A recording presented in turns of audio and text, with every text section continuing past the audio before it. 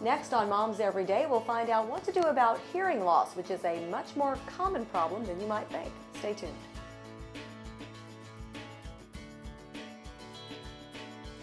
Today on Moms Every Day, we are in Ardmore at Ardmore Hearing Aid Service talking with hearing aid specialist John Marshall.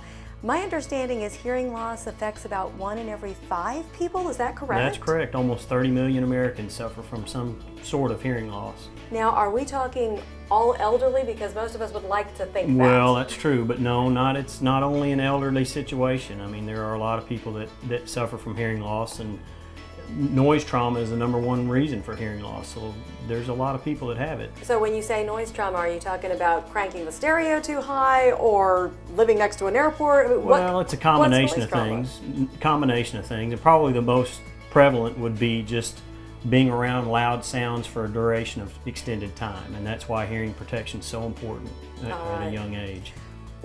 How do you know for sure that there is hearing loss? I know, people will say something to me and I'm distracted. I'm like, what? What? Doesn't mean I didn't hear it. It just means I was distracted. So how do you know that it's actually a problem with the hearing? Well, definitely a test is the best way to find out if you have a hearing loss, because you're right, a lot of times it can be a distraction issue. But you need to definitely get a test from a licensed hearing instrument specialist or audiologist so that you can determine whether there is in fact a hearing loss.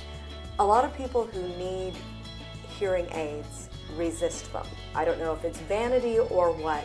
How can you ease a person into it, or how do you convince them that this is a good way to go? Well, I think knowledge, #1, in any instance is the best way to help people. When you educate people about the condition or about the things that they may face and how much help there is out there for them, the chances are they're going to find that there is a reason to seek additional help, and hearing aids is usually one of the most common ways to do that.